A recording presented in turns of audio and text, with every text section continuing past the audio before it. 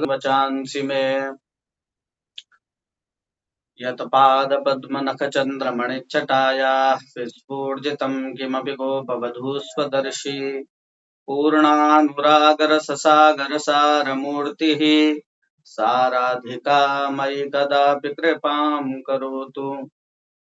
वंशे विभूषितकरान्नवनीरदाभात् पीताम्बरादरुडबिम्बफलाधरुष्ठात् पूर्णेन्दुसुन्दरमुखादरविन्दनेत्रात् कृष्णात् परं किमपि तत्त्वमहं न जाने। हरेर्नाम हरेर्नाम हरेर्नामैव केवलं कलौ नास्त्येव नास्त्येव नास्त्येव गतिरन्यथा।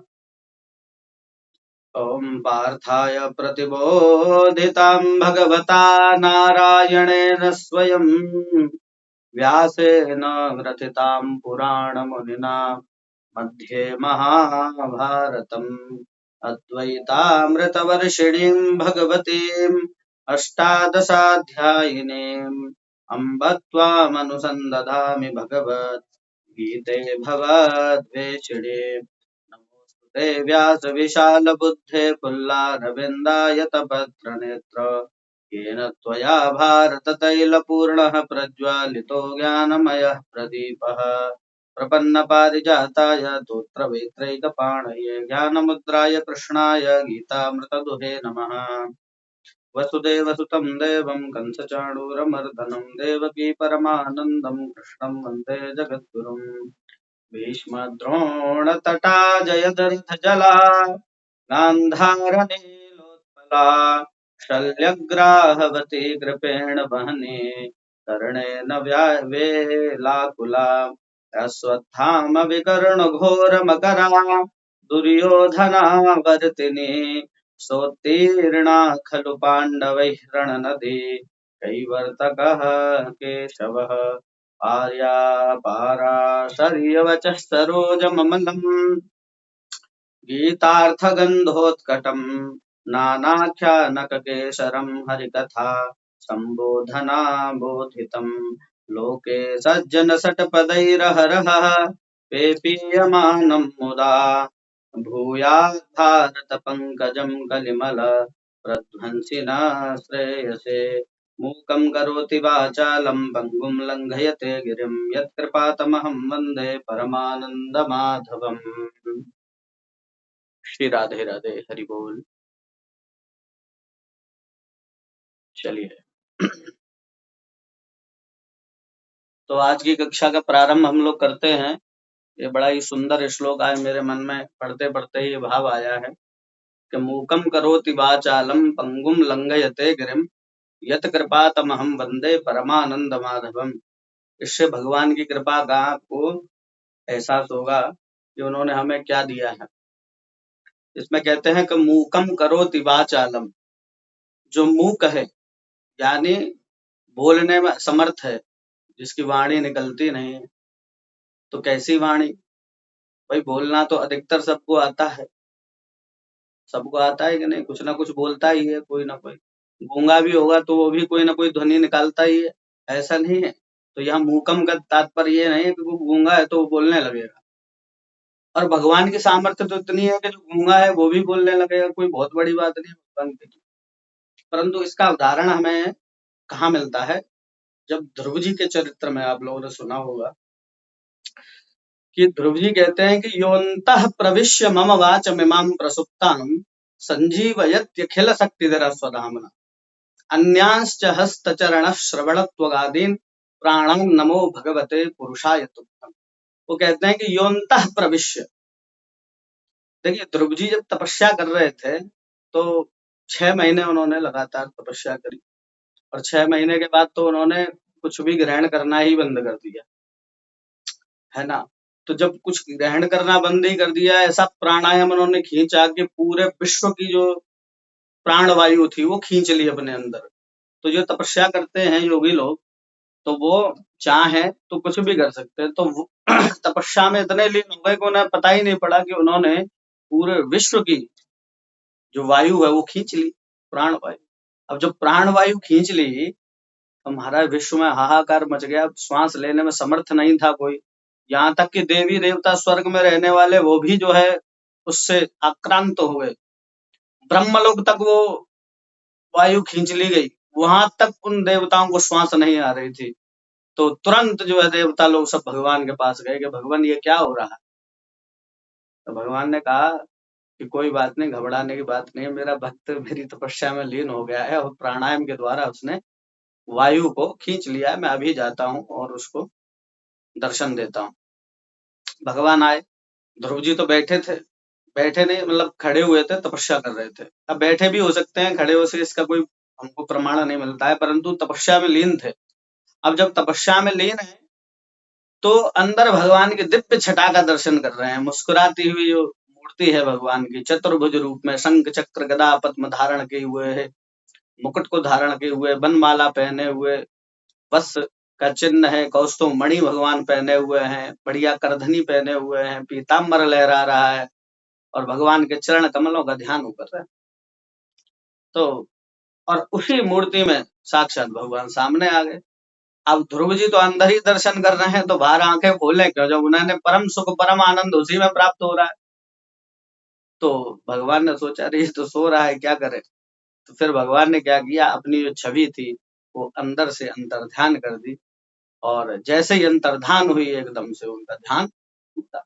और जैसे ही टूटा देखा कि जो मूर्ति वो अंदर दर्शन कर रहे थे वही मूर्ति जो है सामने दर्शन किया, तो निहाल हो गए। आह, कंठ गदगद हो गया, नेत्र सजल हो गए, पर वाणी अवरुद्ध थी, त्वचा सूख गई थी, केस बढ़ गए थे, उनमें जाले पड़ गए थे मकड़ियों के और शरीर में मिट्टी लग चुकी थी। तो पूरा शरीर एकदम जर्जर हो चुका था। तो भगवान को देख तो रहे हैं लेकिन कुछ वाणी से निकल नहीं रहा। तो वाणी से जब निकल नहीं रहा तो भगवान ने कृपा की और होठ फड़फड़ा रहे थे हम, कृपा करी और अपना ज्ञान में जो शंख है भगवान ने उसके कपोल में छुपा दिया। तो कपोल में छुपा दिया, जैसे ही कपोल में वो शंख का स्पर्श किया तो उनको अद्भुत ज्ञान की स्फूर्ति हुई और स्फूर्ति होने से ही उन्होंने श्लोक बोला कि योऽन्तः प्रविश्य मम वाचम् एवांसुप्ताम्। तो मूकम का तात्पर्य मैं बता रहा हूँ कि जो मूक है, जब भगवान के गुणानुवाद करने के लिए जिसकी वाणी कभी उठती ही नहीं है, जो भगवान के लिए कभी प्रसन्न नहीं होते, कभी रोते नहीं है, कभी उनका हृदय पिघलता नहीं है, तो ऐसे लोगों के लिए भगवान का ध्यान अति आवश्यक है। तो भगवान कहते हैं कि ऐसे लोगों को जो भक्ति करना चाहते हैं पर कर नहीं पाते, उन्हें पता नहीं है कि कैसे करना है, तो जब वो भगवान की शरण ग्रहण करते हैं तो सबसे पहले भक्त के लिए एक ही कार्य भगवान करते हैं, क्या बोले, मूकम करोति वाचा। वो मूक यानी हमारी सोई हुई वाणी है। ध्रुव जी कह रहे हैं कि मेरी जो सोई प्रसुप्त वाणी थी, योऽन्तः प्रविश्य मम वाचम इमाम प्रसुप्ताम वाचम संजीवयति। और वो कैसे करी उन्होंने, बोले अखिल शक्ति धरा स्वधामना। वो अखिल शक्तियों को धारण करने वाले भगवान, जो जितनी भी अनंत शक्तियां इस जगत में है उन सबको कौन धारण करता है, भगवान ही तो करते हैं। तो कैसे करी, बोले स्वधामना, स्वेन तेजसा स्वधामना अखिल शक्तिधर संजीवयति। क्या बोले, वाचम इमाम, मेरी जो वाणी को खोलने का आपने कार्य किया है उसके लिए मैं आपको प्रणाम करता हूँ। और कह रहे केवल वाचन नहीं, केवल वाणी को नहीं किया आपने, कह रहे हैं कि अन्यांश्च हस्त चरण, अन्य जो मेरी इंद्रियां हैं, हस्त, चरण, श्रवण, त्वचा जो एकदम सूख गई थी, जो एकदम बिल्कुल जिसमें कुछ बचा नहीं था, उसको भी भगवान ने संजीवयति एकदम सर्वांग सुंदर भगवान ने उसको बना दिया। तो कह रहे हैं कि अखिल शक्तियों को धारण करने वाले ऐसा। और अंतिम में कह रहे हैं कि प्राणांश्च, मेरे प्राणों को भी जिन्होंने संजीवित कर दिया, मृत प्राय में हो गया था, मुझे अपने शरीर का ही भान नहीं था, तो ऐसे भगवते पुरुषाय तुभ्यम। तो मूकम का कहने का तात्पर्य क्या है कि केवल मूक व्यक्ति वो नहीं, मूक वो है जो जन्म जन्मों से जिन्होंने कभी भगवान का स्मरण ही नहीं किया और जो अभी भी इस जन्म में आकर के भी भगवान के गुणानुवाद से दूर रह रहे। अहो कैसा अभाग्य है इनका। दुर्लभम मानुषम देहम तदप्य ध्रुवमर्थदम। ये देह इतनी दुर्लभ है, हम लोगों को पता ही नहीं है, इसका भान ही नहीं है, हम किसमें इसको व्यर्थ गंवा रहे हैं। और समय, अब समय बचा ही कहाँ। कितनी महाप्रलय अभी पंजाब के क्षेत्र में आ रही है, उत्तराखंड में आ रही है। आपने सोचा क्या ये तांडव मच रहा है, क्या हो रहा है इस सृष्टि में, कब बुलावा आ जाए कुछ पता नहीं, कोई भरोसा नहीं। आप भरोसा करके बैठे हो ना कि हम इतनी लंबी आयु जिएंगे, हम 100 साल जिएंगे, 80 साल जिएंगे, कोई भरोसा नहीं। इसलिए यत कृपा तमहम बनते, तो मूकम का अर्थ बताया ना। देखिए पंजाब से भी हमारे कुछ लोग हैं, जुड़े हुए हैं, अभी आए थे, वो चले गए शायद।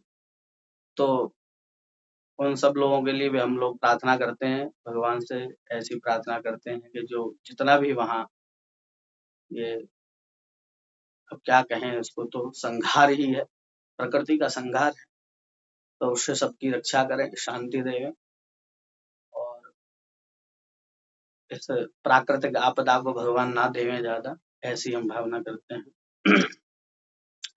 तो कहते हैं कि मूकम करोति वाचालम पंगुम लंघयते गिरिम, और जो चलने में समर्थ नहीं है, चलने का तात्पर्य क्या है, संसार में लोग सब चल रहे हैं, यहाँ तक कि जिसके पैर नहीं है वो भी खिसकता है, सब है, परंतु चलने का क्या तात्पर्य है, यहाँ संकेत कर रहे हैं हमारी गति अवरुद्ध हो चुकी है, हमारा चित्त अवरुद्ध हो चुका है, हमारा चित्त केवल सांसारिक विषयों में जा रहा है।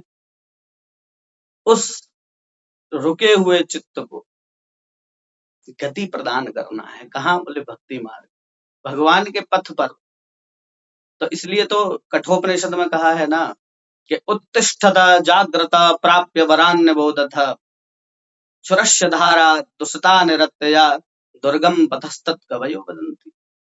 कह रहे हैं कि उत्तिष्ठत, जागृत हो जाओ। तो क्या आप जागृत नहीं हो, कहा क्या कह रहे हैं जागृत हो जाओ, बोले अंदर से जागृत। उत्तिष्ठत जाग्रत प्राप्य, प्राप्य मतलब यानी प्राप्त करो, किसको, बोले उस परमात्मा को प्राप्त करो। और वरान निबोधता, जो श्रेष्ठ लोग हैं, जो उसको पाना चाहते हैं, उनको भी लेके आओ और उनसे भी कहोगे आप भी चलो। तो प्राप्य वरान निबोधता, सभी को बताइए, जो लेकिन भावुक हैं, श्रद्धाहीन हैं, उन्हें पहले बताइए, क्योंकि जो अश्रद्धावान व्यक्ति है वो आपका समय व्यर्थ करेगा, और हमारे पास इतना समय नहीं है कि हम उसको समझा बुझा करके लेके आओ, और समय मिले तो वो भी करो, समझाने बुझाने की जहाँ उम्मीद हो आपको, वो भी करो, ऐसी बात नहीं, परंतु अपने समय को भगवान के चरणों में लगाए रखें, ये ज्यादा जरूरी। जो ज्यादा महत्वपूर्ण काम है वो दीजिए। अगर कोई 2-4 बार कहने से मान जाता है तो ठीक, नहीं मानता है तो उसको जो है आप अपना समय उसके लिए व्यर्थ ना गंवाएं। तो गति, गति कहाँ मिलनी है हमें, गति कहाँ लेनी है, बोले भगवत चरणों में ही अपनी गति को प्रस्थान कर लगाना ही। वो पंगुम लंघयते गिरिम, वो गिरिम, गिरी क्या है, वो पर्वत क्या है, बोले पर्वत है, ये संसार रूपी बड़ा पर्वत है, और कभी कभी समुद्र भी इसको कह देते हैं, पर यहाँ गिरी का तात्पर्य मैं खुद अपने व्याख्या से कर रहा हूँ कि गिरी का मतलब है संसार रूपी जो पर्वत है, बड़ा ही ऊंचा है, और इसको पार करने के लिए ये चर्म के बने हुए, हड्डी मांस से बने हुए शरीर से पार नहीं कर पाओगे। तो काहे से कर पाओगे, बोले भगवान की कृपा रूपी जब चरण आपको प्राप्त होंगे, जब वो सामर्थ्य प्राप्त होगी, तो आप सहज में ही आप उस पर्वत को पार कर सकते हैं। पर वो कृपा कैसे होगी, बोले वो कृपा तो उनके भजन से ही होगी।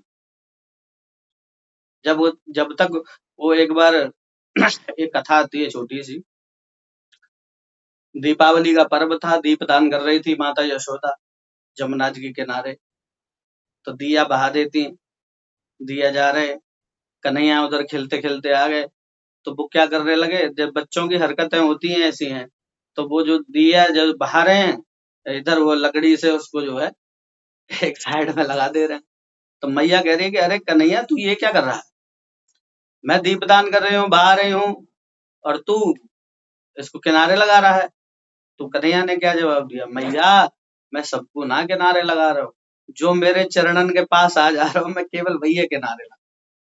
तो कहने का तात्पर्य क्या है, जो भगवान की ओर प्रस्थान करने के लिए उद्यत है, उसको भगवान तुरंत लेने के लिए बैठे हैं। तो हम लोगों का प्रयास जो है, हम लोग इतने दूर दूर से बैठे हैं, कोई कहीं से है, कोई कहीं से है, कोई कहीं से है, तो क्या पाना चाहते हैं? केवल एक ही लालसा तो है ना, एक ही लालसा है। क्या? बोले भगवत चरणों में प्रेम हो, कैसे भी हो, कहीं से भी मिले वहीं से लेने को तैयार। और शास्त्रों में ऐसा कहा गया है कि सर्व संग्रह कर्तव्य, कह काले फलदायक। जहां से ज्ञान मिले, जहां से जो चीज मिले वहां से उठा लो भैया, देर ना करो, क्योंकि पता नहीं कौन से समय में कौन सा ज्ञान, कौन सी सूक्ति, कौन सा संदेश काम आ जाए आपका, आपको खुद पता नहीं चलेगा।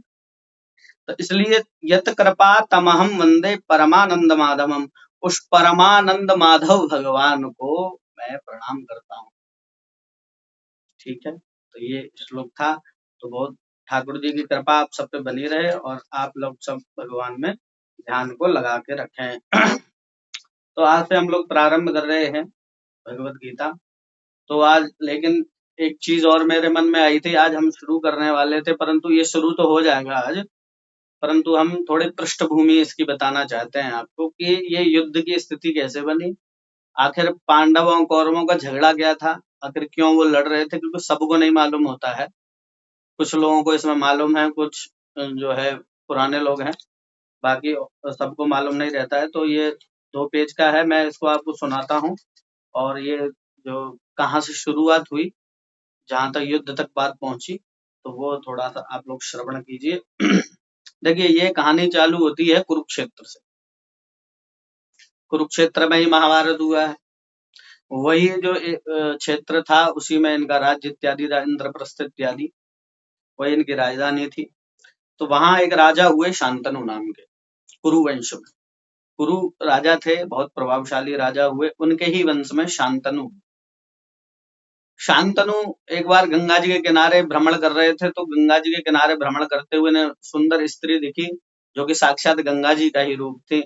तो उन्होंने विनय की कि मुझे आपसे विवाह करना है। तो उन्होंने शर्त रखी कि बोले भाई विवाह तो ठीक है हम कर लेंगे, परंतु हमारे जो पुत्र होंगे उसका हम क्या करेंगे, उससे आपको कोई मतलब नहीं। तो जब ऐसा कहा तो शांतनु ने स्वीकार कर लिया उनका जो शर्त थी। तो विवाह होने के पश्चात 7 पुत्र हुए उनके, एक एक करके। तो गंगा मैया जाती और उसको गंगा में ही प्रवाहित कर देती। और जैसे ही 8वें हुए, 8वें को लेके जा रहे थे, तो भाई पिता तो पिता होता है, माता तो चलो ठीक है उसी के पुत्र वो अपने में बहा रही है, उसको पता था, लेकिन पिता का भी हृदय पिघल गया 8वें में। तो उन्होंने बोला भगवान, वो देवी, आप इस पुत्र को क्यों बहा रहे हैं, आप ऐसा ना करिए। तो उन्होंने कहा कि राजन, मैंने आपसे कहा था कि अगर आप मुझे टोक देंगे तो मैं चली जाऊँ, तो ये पुत्र आप रख लीजिए और मैं जा रही हूँ। तो ये जो 8 पुत्र थे, ये वसु थे, जो कुछ कारणवश यहाँ आए थे। वो कहानी दूसरी हो जाएगी, मैं फिर कभी क्लास के टाइम में आपको बता दूँ। तो ये 8वें वसु के रूप में आए थे भीष्म जी। इन्हीं का नाम भीष्म हुआ, बचपन में इनका नाम देवव्रत था। तो ये बड़े हुए और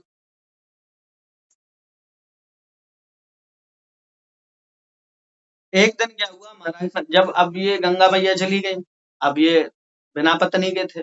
तो एक दिन आखेट के लिए जा रहे थे, नदी के किनारे देखा तो एक सुंदर कन्या थी, उसको देख मत्स्यगंधा, उसको देख करके ये मोहित हुए और उन्होंने शादी के लिए उनसे प्रस्ताव रखा। उन्होंने मना कर दिया, उनके पिताजी ने बोले क्योंकि आपके पहले से एक पुत्र है भीष्म, तो भाई हम आपका विवाह नहीं कर सकते, क्योंकि हमारी बेटी से जो पुत्र उत्पन्न होगा वही राजा बने, ऐसी हमारी मांग है। तो जब ये सुना उन्होंने, तो उन्होंने कहा नहीं, भीष्म तो मुझे बड़ा प्यारा है, मैं तो उसी को राजा बनाऊंगा। तो वो आ गए घर पे वापस। जब आ गए तो इनकी स्थिति थोड़ी सही नहीं थी, भीष्म जी को पता पड़ा कि क्या बात है।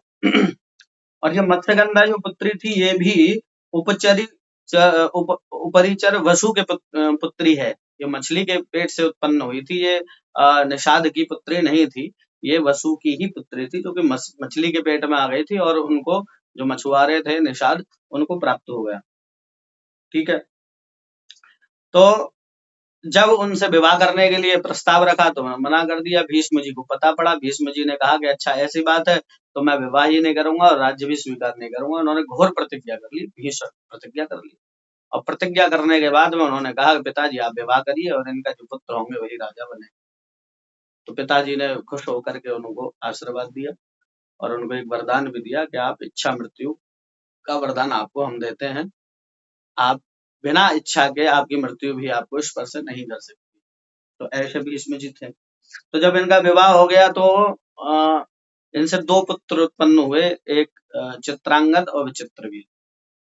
तो चित्रांगद जो है राज सिंहासन पर बैठे बड़े थे, लेकिन इनकी आकस्मिक मृत्यु हो गई और विवाह भी नहीं हो पाया था, तो बिना की संतान उत्पत्ति के चले गए। तो अब चिंता हो गई राजा को, तो उन्होंने फिर विचित्रवीर को बिठाला। विचित्रवीर को बिठाला तो उनके विवाह के लिए कन्या चाहिए थी, तो भीष्म पितामह गए काशीराज के स्वयंवर में, उन्हें पता पड़ा 3 कन्याओं का स्वयंवर हो रहा। तो वहां जाकर के उन 3 कन्याओं को उठा लाए, युद्ध करके सबको पराजित करके। तो वो 3 कन्याएं थी अंबा, अंबिका और अंबालिका, वो 3 कन्या।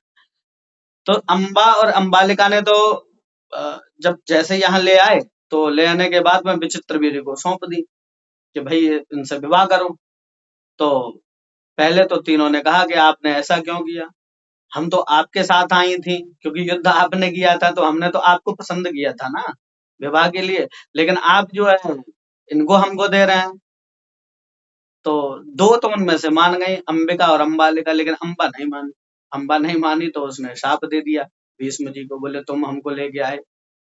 परशुराम जी से शिकायत कर दी, उनके जो गुरु थे, भीष्म जी के जो गुरु थे परशुराम जी, उनसे शिकायत करने पहुंच गई। तो उनसे शिकायत करी कि ऐसा ऐसा बात है और इन्होंने मुझे हरण करके ले आए और अब विवाह नहीं कर रहे हैं, क्या करूं मैं। तो उन्होंने परशुराम जी ने भीष्म जी से कहा कि भाई आप ऐसा क्यों करते हो। बोले नहीं मुझे विवाह नहीं करना, मैंने तो प्रतिज्ञा ले रखी है। तो बोले प्रतिज्ञा कर रखी है तो इसको लेके क्यों आए थे तुम। तो बोले नहीं मुझे अब नहीं करना। तो बोले तो युद्ध करो। बोले करो युद्ध। तो भीषण युद्ध हुआ परशुराम जी और भीष्म जी में, लेकिन कोई निर्णय उस युद्ध का नहीं निकला। तो बाद में उन्होंने प्रतिज्ञा की परशुराम जी ने कि अब मैं क्षत्रियों को पढ़ाऊंगा ही नहीं कभी, मैं कभी किसी क्षत्रिय को शिक्षा नहीं दूंगा, केवल ब्राह्मणों को दूंगा, ऐसी बात उन्होंने कर दी। तो ये अलग स्टोरी हो गई। अब इसके बाद में जब अंबिका और अंबालिका को सौंप दिया विचित्रवीर्य को, तो विचित्रवीर्य भी असमय में वो भी किसी बीमारी के कारण उनका देहांत हो गया और अंबिका अंबालिका रह गई। तब व्यास जी आए, तो व्यास जी के तपोबल से इन्होंने इनसे उत्पन्न किए पुत्र, अंबिका से किए धृतराष्ट्र और अंबालिका से हुए पांडु। और उनकी जो एक दासी थी उससे हुए विदुर जी। तो 3 पुत्र उत्पन्न हो गए। तो विदुर जी बड़े ज्ञानी हुए, धृतराष्ट्र अंधे हो गए और पांडु जो है उनका शरीर पूरा पीला था। धृतराष्ट्र बड़े थे लेकिन उनको भी राज्य नहीं दिया गया क्योंकि वो अंधे थे, इसलिए उन्होंने पांडु को राज्य दे दिया।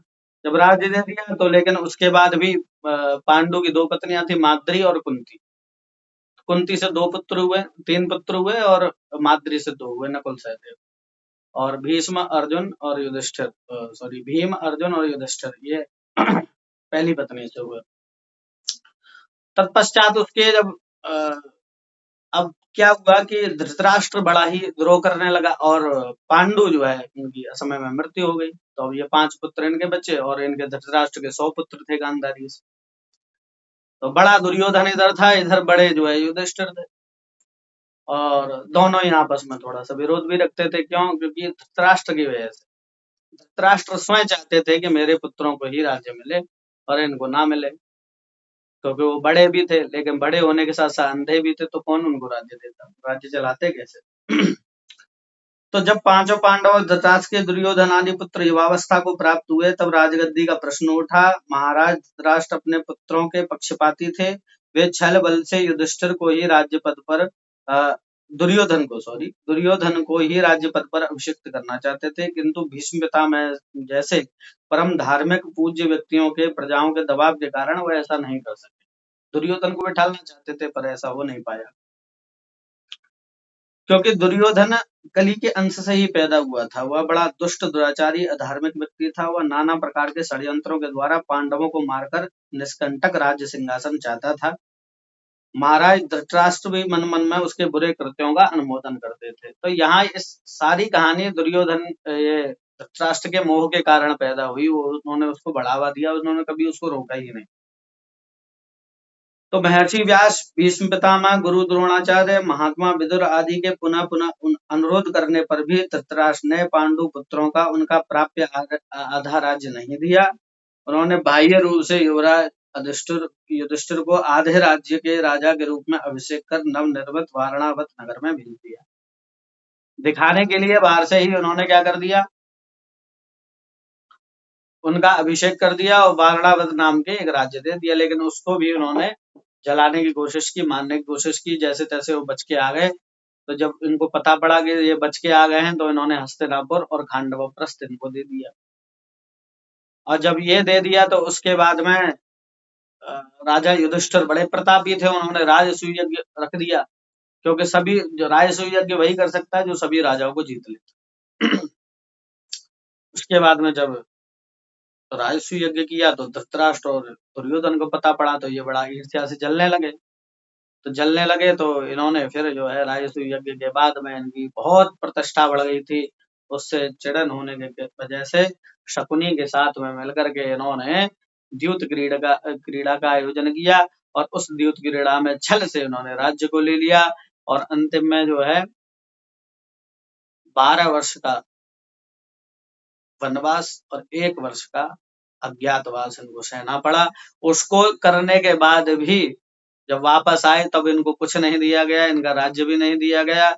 तब जो है औरों की तो बात ही क्या, श्री कृष्ण भी पांडवों के दूत बन करके गए और हस्तिनापुर में आए, किंतु दुर्योधन अपनी हट पर अड़ा रहा। सोचिए, भगवान के आने पर भी जो राज्य को देने के लिए तैयार नहीं हुआ, अपनी हट पर अड़े रहे।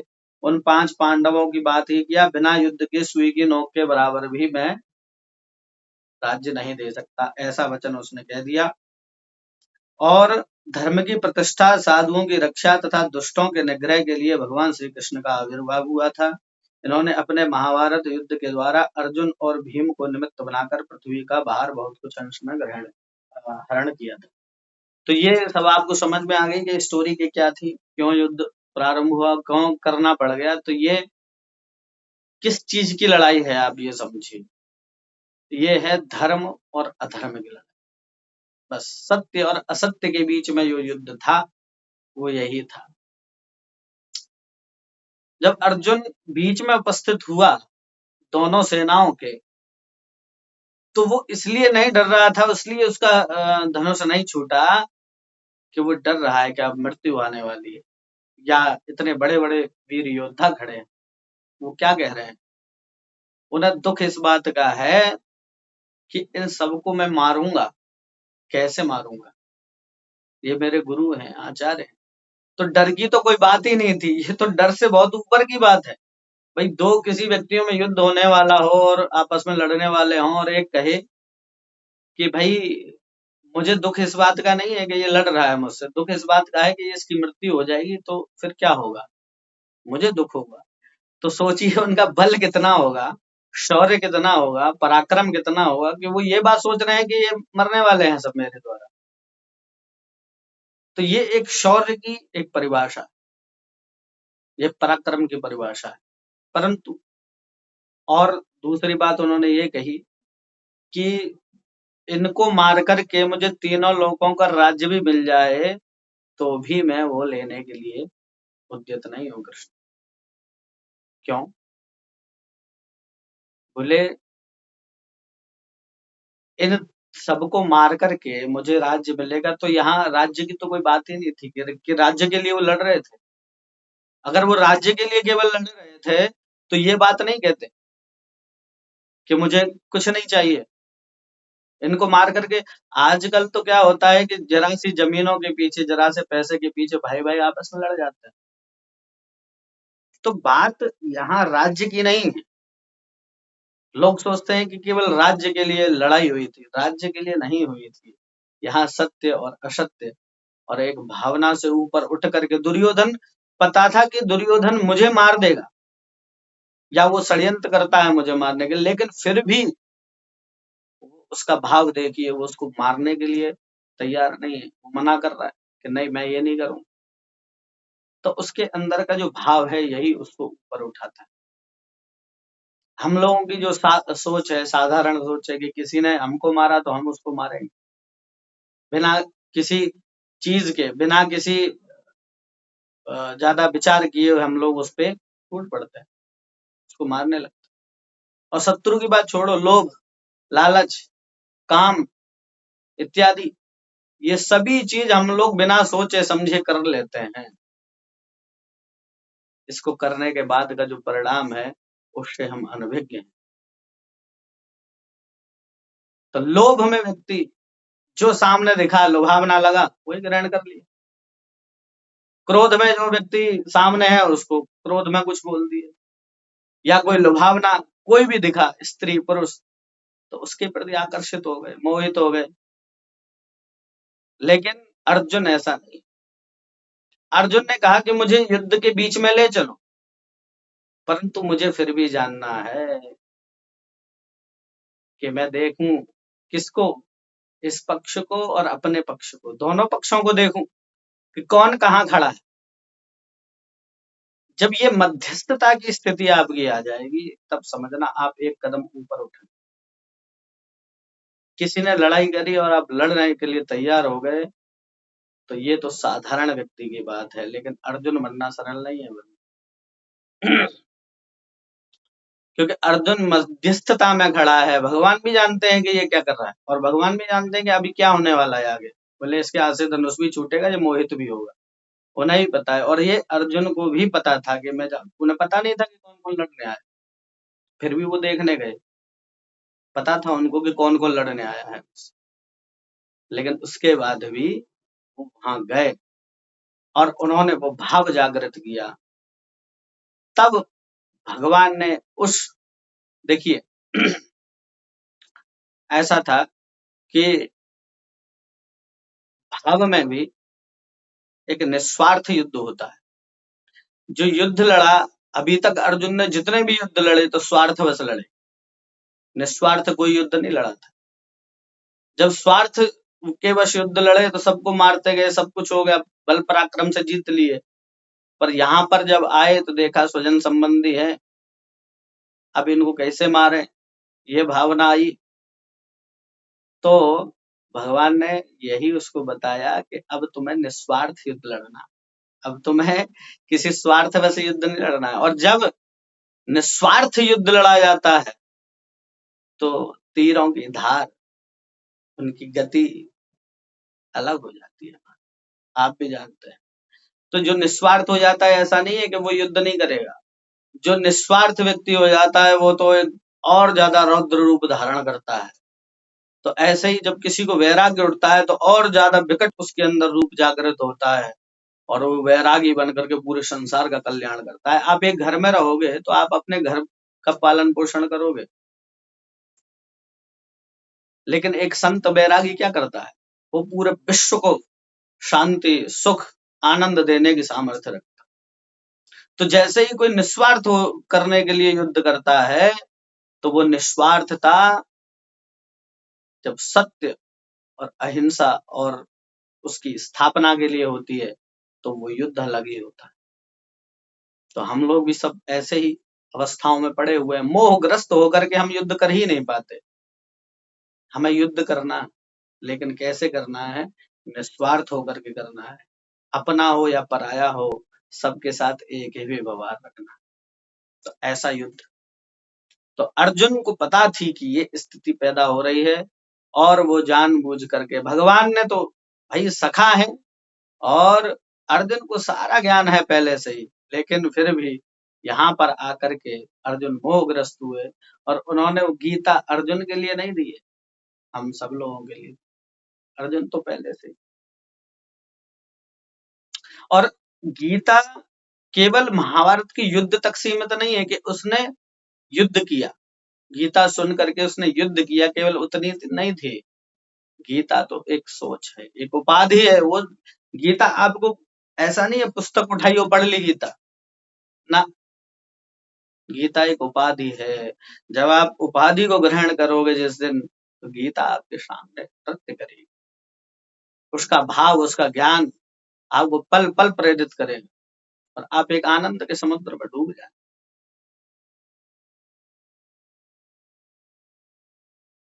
परमात्मा की सूक्तियों को सुन करके, उनको वचन को सुन करके अर्जुन निहाल हो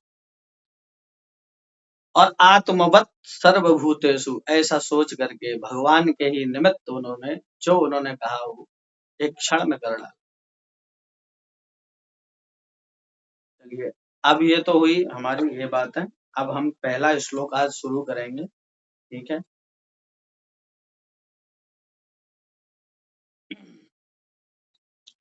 भगवत गीता आप लोग लेके नहीं बैठे हैं तो पढ़ेंगे कैसे? अब ये बात मैं खुद कहूँ तो कैसे काम चलेगा? आप लोगों को भगवत गीता 3-4 दिन हो गए, स्वयं लेके आनी चाहिए थी। अब इतनी बात मैं नहीं बताऊंगा ना, आप लोगों को सोचना चाहिए कि भगवत गीता लेके कम से कम बैठें, और अगर ना भी हो तो कम से कम एक गीता सेवा ऐप है, मैं बता देता हूँ। गीता सेवा ऐप है जो गीता प्रेस गोरखपुर से निकलता है, आप उसको मोबाइल में डाउनलोड कर लीजिए और बहुत बढ़िया प्रिंट है उसमें, और उसमें डिजिटल वर्ड्स में है, वो पुस्तक नहीं है, डिजिटल वर्ड्स में आप कोई सा भी श्लोक एक बार में सर्च कर सकते हो, उसमें तुरंत निकल आए, संख्या के हिसाब से दिए हुए हैं, अध्याय भी संख्या के हिसाब से क्रम से दिए हैं, क्लिक करिए पूरा अध्याय खुल जाएगा, फिर आप चाहें वहीं से तो दूसरा, तीसरा, चौथा कोई सा भी अध्याय एक साथ में ही उसमें खोल सकते हैं, बहुत अच्छी व्यवस्था है उसमें। गीता सेवा ऐप डाउनलोड कर लीजिएगा सब। तो चलिए आज हम प्रारंभ कर लेते हैं। ओम श्री गुरु गौरांगौ जयतः। तो प्रथमोऽध्यायः। ओम श्री परमात्मने नमः, इसका अर्थ मैंने आपको बताया था उस दिन। ओम यानी ब्रह्मवाचक है, प्रणव युक्त है। प्रणव कोई भी अ, जब हम मंत्र प्रारंभ करते हैं या कोई ग्रंथ का ओम मंगलाचरण रूप में भी माना जा सकता है इसमें, क्योंकि इसमें सीधा स्टोरी चालू कर दी है कि धर्म क्षेत्र कुरुक्षेत्र ऐसा। तो मंगलाचरण के विषय में कहा है कि मंगलादीनि मंगल मध्यानि मंगलांतानि शास्त्राणि प्रथन्ते। बोले भाई मंगल करने से क्या होता है, मंगलाचरण करने से क्या होता है? मंगलाचरण करने से उस जिसको भी ग्रंथ को हम प्रारंभ कर रहे हैं उसकी आदि मध्य और अंत बड़े ही शांति पूर्वक पूरे होते हैं। तो कोई भी ग्रंथ जब चालू करते हैं, कोई भी ग्रंथ जब पढ़ते हैं हम लोग, तो सबसे पहले देखिएगा उसमें या तो गुरु को वंदन किया गया होगा, या किसी देवता को, या किसी राजा को, या किसी महापुरुष को उसमें स्मरण किया गया होगा। भागवत में आता है सत्यम परम धीमहि, परम सत्य को ध्यान करते हैं। भगवत गीता महाभारत का ही एक पार्ट है। महाभारत में आता है नारायणम नमस्कृत्य नरम चैव नरोत्तमम देवीं सरस्वतीं व्यासं ततो जयमुदीरये। ठीक है, तो ऐसे ही भगवत गीता है, तो भगवत गीता तो बीच में से लिया गया है महाभारत के, तो इसमें मंगलाचरण होगा नहीं, परंतु इसमें मंगलाचरण हम इसी को ही मान लेंगे, ओम श्री परमात्मने नमः, यही हमारा मंगलाचरण है। और ओम जो है भगवान का नाम है। जब ब्रह्मा जी उत्पन्न हुए भगवान के नाभि कमल से, तो ओम और अथ ये शब्द निकले। आपने देखा होगा अधिकतर जो अथ शब्द आता है, अथ प्रथमोऽध्यायः या अथ योगानुशासनम, शास्त्रों में लिखा अथा तो ब्रह्म जिज्ञासा, अथा तो धर्म जिज्ञासा, अथा तो भक्तिम व्याख्यास्यामः, नारद भक्ति दर्शन। ब्रह्म सूत्र में अथा तो ब्रह्म जिज्ञासा, पूर्व मीमांसा में अथा तो धर्म जिज्ञासा। हाँ, तो ये सब अथ और ओम ये मंगलवाची शब्द हैं। तो जब ब्रह्मा जी पैदा हुए तो सबसे पहले ब्रह्मा जी के मुख से क्या निकला? ओंकारश्चात शब्दाश्च द्वावेतौ ब्रह्मणः पुरः कंठम भित्वा विनिर्यातौ तेन मंगलिका विभु। कहते हैं कि जब ब्रह्मा जी उत्पन्न हुए तो सबसे पहले ओम और अथ ये दो शब्द उनके मुख से निकले। कंठम भित्वा विनिर्यातौ, कंठ को भेदन कर करके दो शब्द निकले, इसलिए ये दोनों ही शब्द मंगलवाची हैं, ब्रह्म के ही वाची है, परमात्मा के वाची है। तो ओम शब्द का अर्थ समझ में आ गया। ओम किसका नाम है? भगवान का नाम है। तो भगवान का नाम स्मरण करने से वो कार्य मंगलप्रद हो जाता है। ओम श्री, श्री यानी शक्ति। शक्ति के बिना जो ब्रह्म की कोई भी कार्य है वो होता नहीं, क्योंकि प्रकृति का ही जब भगवान धारण करते हैं प्रकृति को, तब जो है सृष्टि क्रियान्वय होती है, और ये सारा पंच महाभूतात्मक जितना भी आप प्रपंच देख रहे हैं ये पूरा प्रकृति के ही द्वारा अन्वित है। तो ओम श्री, श्री यानी लक्ष्मी यानी देवी यानी भगवती, यानी पराम्बा यानी प्रधान भूता, ये प्रकृति जो है वही श्री है। ओम श्री परमात्मा ने, परमात्मा क्या है? बोले 3 रूप हैं, एक ब्रह्म, ब्रह्मेति परमात्मेति भगवान इति शब्द थे। कोई उसी को ब्रह्म बोलते हैं, कोई उसी को परमात्मा लोग बोलते हैं, और किसी और कोई लोग भगवान बोलते हैं। अब वो कौन कौन बोलते हैं? बोले ब्रह्म बोलते हैं अद्वैत वाले, जो निर्गुणोपासक हैं वो ब्रह्म बोलते हैं, और जो योगी लोग हैं जो ध्यान करते हैं समाधिस्थ, वो परमात्मा बोलते हैं। और जो भगवान कौन बोलते हैं? भगवान तो भैया हम लोग बोलते हैं।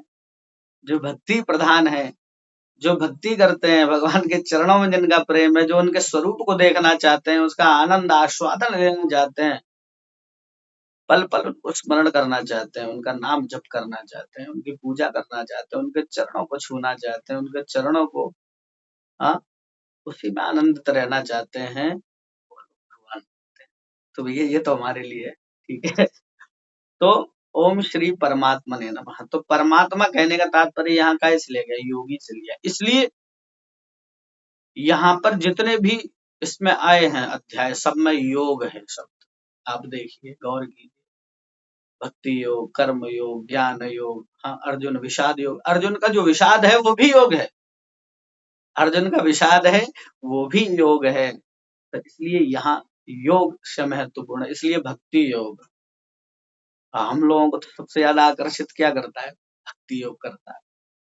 और हम यहाँ देखिए, कर्म भी भक्ति से युक्त होगा तो श्रेष्ठ होगा, ज्ञान भी भक्ति से मिश्रित होगा तो श्रेष्ठ होगा।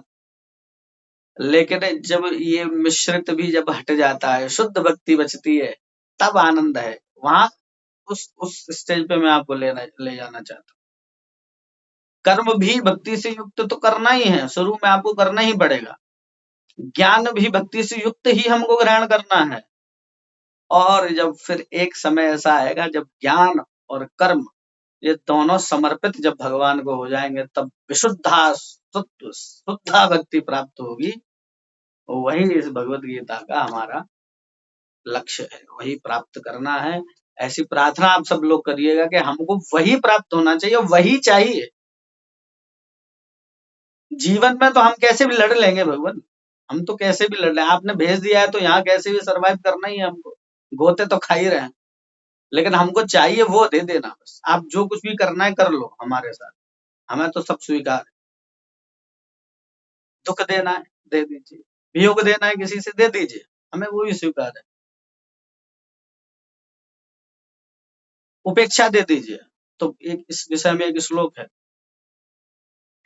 कि जातर विद्वा महत्वम च ये दूसरा है, ये भक्ति के 5 कांटे हैं। देखिए भक्ति में 5 कांटे ही बता देता हूँ, आप बहुत अच्छी बात है। इस श्लोक में बताना दूसरा चाह रहा था लेकिन मुंह पे दूसरा आ गया। तो भगवान कह रहे हैं ये बताओ पहले, तो भक्ति के 5 कांटे क्या है? भक्ति में 5 कंटक है, मतलब बाधाएं हैं, वो हमको निकाल के फेंकनी है। सबसे पहले बोले क्या? बोले जाति।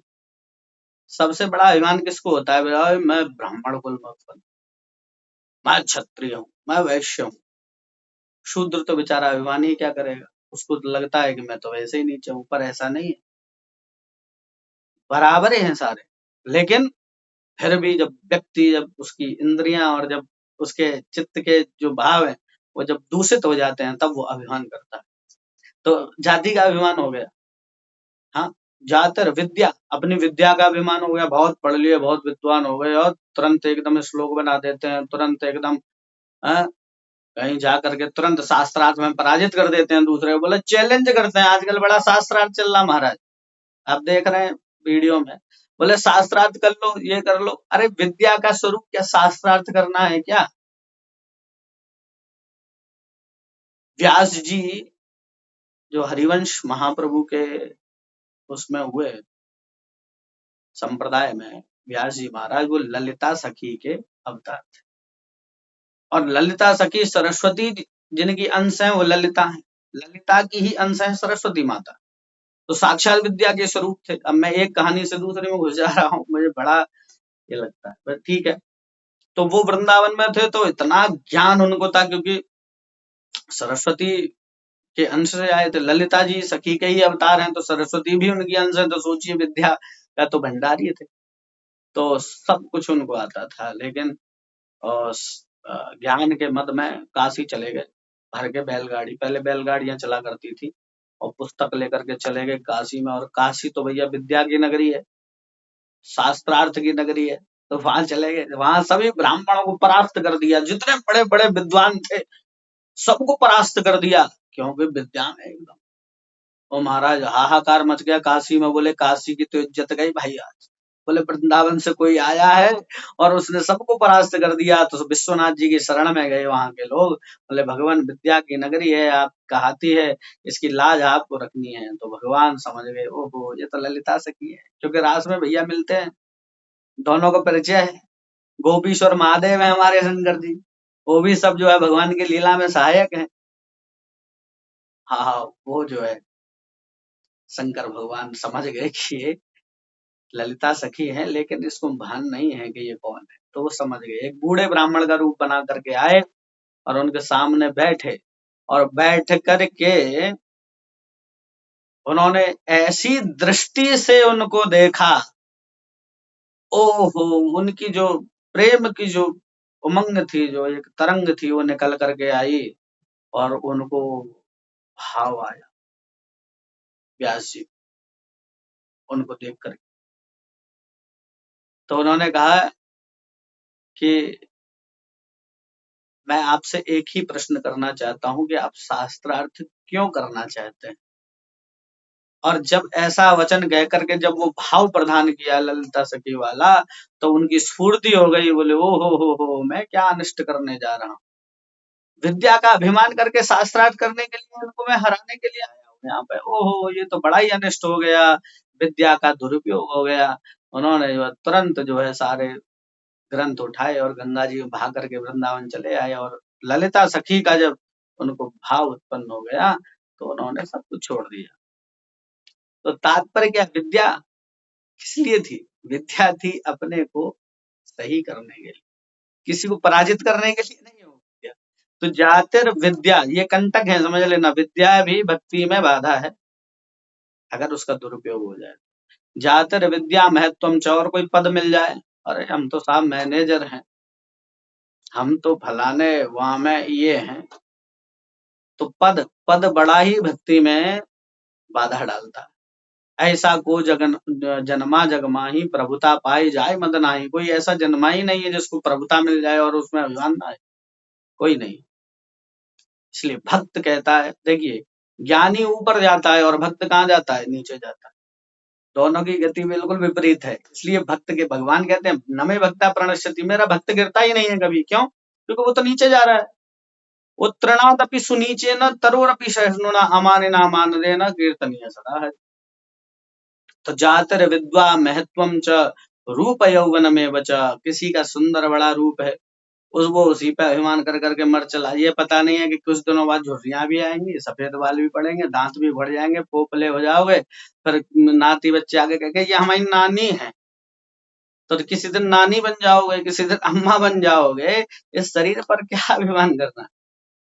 अब धीरे धीरे आपने महसूस किया होगा कि आप जैसे जैसे बढ़ते जाते हैं, बच्चे आपको इग्नोर करने लग जाते हैं छोटे, क्योंकि वो ज्यादा एडवांस हो जाते हैं, आप लोग थोड़ा सा भाई पुराने वाले हैं, तो ये हो जाता है तो ये धीरे धीरे और बढ़ता जाता है। फिर आपके खुद के बच्चे आपकी नहीं सुनते, फिर नाती पोते बच्चे तो बिल्कुल ही नहीं सुनते, वो तो कोई मतलब बोले ये तो उनको तो कुछ आता ही नहीं। तो जो अभिमान है हमें रूप का, वो भी एक दिन जाने वाला है।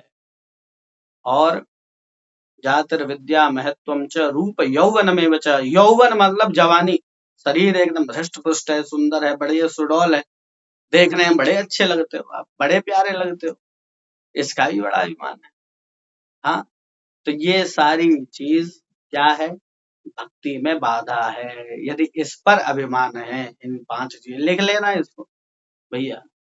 और जिसको चाहिए कमेंट, मेरे को कमेंट अलग से मैसेज कर देना, या जिसके संपर्क से जो हो वो अपन से ले लीजिए ये वाला श्लोक। क्योंकि इसको सदैव स्मरण, जिसको भक्ति प्राप्त करनी है उसको ये 5 चीजें छोड़नी ही पड़ेगी। अगर एक भी कंटक लगा रह गया तो भक्ति प्राप्त नहीं होगी।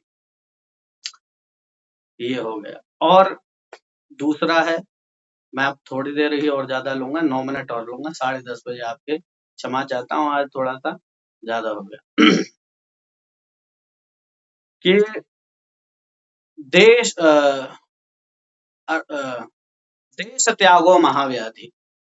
भगवान के अनुग्रह के लक्षण बता रहे हैं कि भगवान के अनुग्रह के लक्षण क्या है, कि भगवान कृपा कर रहे हैं, ये कैसे महसूस होगा भाई? क्या धन दौलत मिल जाना भगवान का अनुग्रह है? या मतलब बहुत कुछ मिल गया, बहुत कुछ भगवान ने दे दिया, आप मंदिर में गए, आपने जो मांगा वो मिल गया, किसी ने कहा कि मेरी नौकरी लग जाए तो वो मिल गई, तो क्या भगवान का अनुग्रह हो गया? हाँ, ये अनुग्रह नहीं है। क्या अनुग्रह क्या है?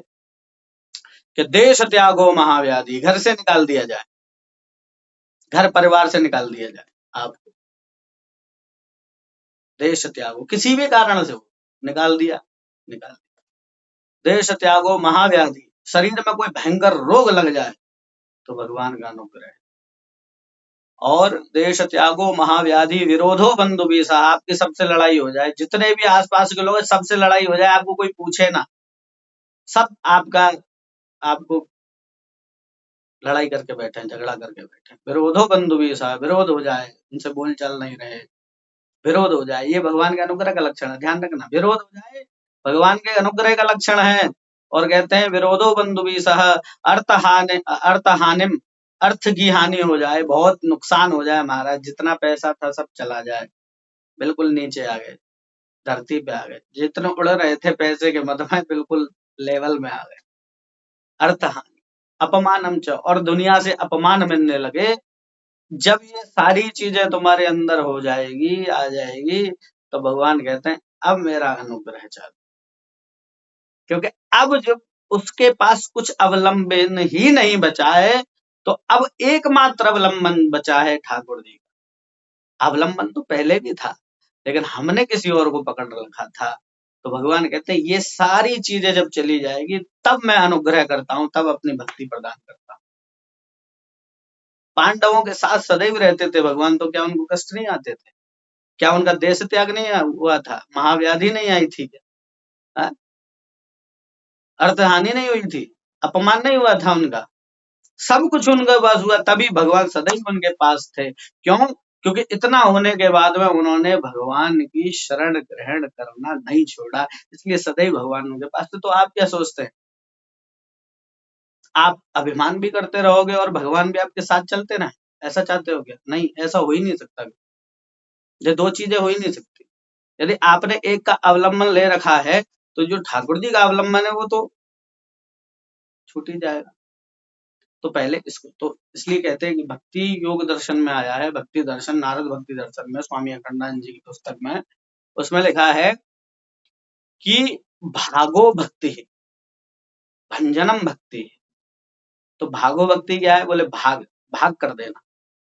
किस चीज का भाग करना है हमको? तो हमको भाग करना है अपने में और संसार। देखिए, हम लोग संसार में रहते हैं, तो हमारी कुछ चीजें हैं भाई सांसारिक, कुछ तो जैसे अब हम पढ़ रहे हैं पुस्तक है भैया, बहुत सामान है, तो ये सारा हम लोगों ने यूज करते हैं इसको, तो ये संसार है, हम लोगों ने चिपका रखा है अपने से, ये मेरा है।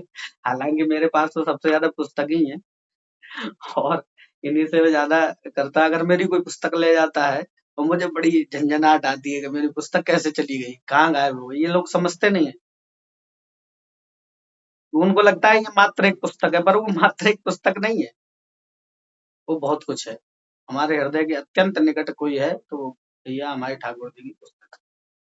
तो कहने का तात्पर्य क्या है कि भागो भक्ति, हम लोगों ने अपना जो भाग है, अपने को, मतलब एक तो संसार हो गया और एक हम हो गए, दो भाग हो गए। तो भाई हमको किसको देना है? हमारा जो भाग है, अपने शरीर रूपी, जो देह रूपी, मन चित्त रूपी जो भाग है, वो भगवान के हिस्से में दे देना और संसार को छोड़ देना। भाई हमको, हमें संसार का नहीं, हमें संसार के भाग में नहीं जाना, हमें किसके भाग में जाना है? तो अपना जो शरीर का, देह का जो भाग है, वो भगवान को समर्पित कर देना कि अब ये तुम्हारा हिस्सा है, अब तुम जो चाहो वो करो। दुख देना है दे दो, सुख देना है दे दो, सब स्वीकार है ना? तो और भंजनम भक्ति, दूसरा बताया भंजनम भक्ति। देखिए एक बैल होता है, पशु होता है, आपने देखा होगा, वो खा लेता है और खा करके वो बैठा बैठा जुगाली करता है, ऐसे ठीक है, ऐसे ही करता है, ऐसे ही करता हूँ। तो उसमें क्या होता है, वो जो खाया हुआ है, उसका रस लेता है। आह! तो ऐसे ही हम लोगों को कैसे रस लेना भैया भक्ति में? बोले भक्ति में आपने जो कथा सुन रहे हो, जो पढ़ रहे हो, उसका आनंद जो है लेटे-लेटे भैया लेटे। हैं? सोते-सोते लेते रहो, यही जुगाली है। वो जुगाली करता है। पशु देखा होगा बैल को, गाय को, वो बैठे-बैठे मुँह चलाती है, उसको मिलता क्या है? अरे वो रस ले रही है अंदर, जो खाया है उसका रस ले रही है। ऐसे ही हमारी इंद्रियों ने जो कृष्ण रस पिया है, आह! कृष्ण रस, इसलिए तो गोपी गोपी वो भी जुगाली करती है। वो बैठी-बैठी श्री कृष्ण को ही, उसको तो वो रस लेने की बात छोड़ो अंदर में, वो तो अपनी आँखों से भी उन्हीं को देख रही है। दृष्टिगोचर हो, साक्षात दृष्टिगोचर हो रहा है, सोचो उसका भाव क्या होगा। हम लोग तो स्मरण करने के लिए स्मरण करना पड़ता है कि भगवान का स्मरण करना है, इसके लिए भी स्मरण करना पड़ता है। बताइए। तो इसलिए भंजनम भक्ति, रस लेना है कैसे? पड़े पड़े बिस्तर में महाराज। हाँ, नाम जप करते हो, उसका रस लेना है। कथा सुनते हो, उसका भी रस लेना है। कुछ अध्ययन करते हो, रोज कुछ न कुछ पढ़िए, आदत डालिए पढ़ने की, तब आनंद आएगा। ठीक है, तो आज का सत्र यहीं पूरा करते हैं और समय ज्यादा हो गया। मैं श्लोक तो बोलूंगा ही जरूर। तो ओम श्री परमात्मने नमः, इसका अर्थ समझ में आ गया। नमः का अर्थ होता है प्रणाम करना, जिसके प्रति हमारी भाव श्रद्धा होती है उसको हम प्रणाम करते हैं। तो मंगलाचरण के विषय में भी आपको बता दिया कि मंगल आचरण करने से क्या होता है, ग्रंथ की निर्विघ्नता से पूर्णता हो जाती है। तो प्रथम अध्याय धृतराष्ट्रवाच, पहले धृतराष्ट्र बोल रहे हैं इसमें, क्या बोल रहे हैं कि धर्म क्षेत्रे कुरुक्षेत्रे समवेता युजुत्सवः मामकाः पांडवाश्चैव किम कुर्वत संजय। उन्होंने प्रश्न किया है, उन्हें चिंता होने लगी कि वहां क्या चल रहा होगा। तो यही प्रश्न उन्होंने इसमें किया है। धर्म क्षेत्र कुरुक्षेत्र, इस श्लोक की व्याख्या मैं कल करूंगा क्योंकि आज उतना समय नहीं है। केवल एक धर्म क्षेत्र कुरुक्षेत्र में ही पूरी क्लास कल की निकलने वाली है, ध्यान रखना। तो इसलिए बहुत आनंद आने वाला है और आप सब लोग जुड़े रहिए। बहुत बहुत आभार प्रकट करता हूँ आप सबका कि आप सुन रहे हो, क्योंकि कहना सरल है, सुनना बड़ा कठिन, सुनना बड़ा कठिन है। तो इसलिए मैं तो देखिए, सबसे पहली भक्ति भी श्रवणा भक्ति है। तो ये श्रवण आवे, ये साधन भक्ति के रूप में आती है। साधन भक्ति है श्रवण भक्ति। साधन से ही ना साध्य की प्राप्ति होती है। अब साधन ही नहीं पकड़ा तो कैसे जाओगे कहीं। तो ये श्रवण से बहुत जल्दी चित्त में भगवान तुरंत आविर्भूत हो जाते हैं। ऐसी प्रार्थना के साथ आप सभी को नमस्कार करता हूँ और कक्षा को पूरा करते हैं। ओम पूर्णमदः पूर्णमिदं पूर्णात् पूर्णमुदच्यते पूर्णस्य पूर्णमादाय पूर्णमेवावशिष्यते। वृंदावन बिहारी लाल की जय। अब किसी का कोई प्रश्न हो तो वो कर सकते हैं।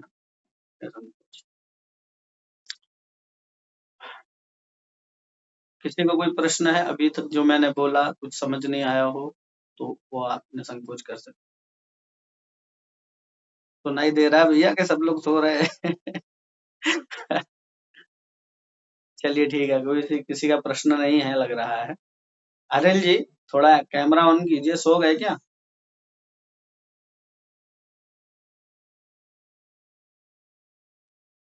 हाँ, कैमरा ऑन कर लीजिए, जो भी है, जो कर सकते हो कर लीजिए, कोई बात नहीं।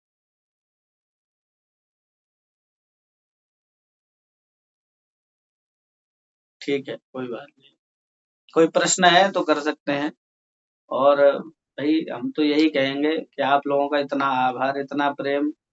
देखिए हमें तो दो चार ही लोग अगर आ जाए और इतना ही सुनते रहे और एक व्यक्ति भी आता रहे तो भी हम एक रक्षाबंधन नहीं करेंगे कम से कम, क्योंकि ये जो हमारी यात्रा है ये काफी लंबी होने वाली है और लंबी के साथ साथ बहुत आनंददायी भी होगी, क्योंकि हमको ऐसा विश्वास है कि चकाचौंध से दूर, इस चकाचौंध से दूर दुनिया के हम किसी कोने में बैठ कर के और भगवान के किसी उस अद्भुत स्वरूप की चर्चा करेंगे तो भगवान के दृष्टि कोने में भी जाएगी।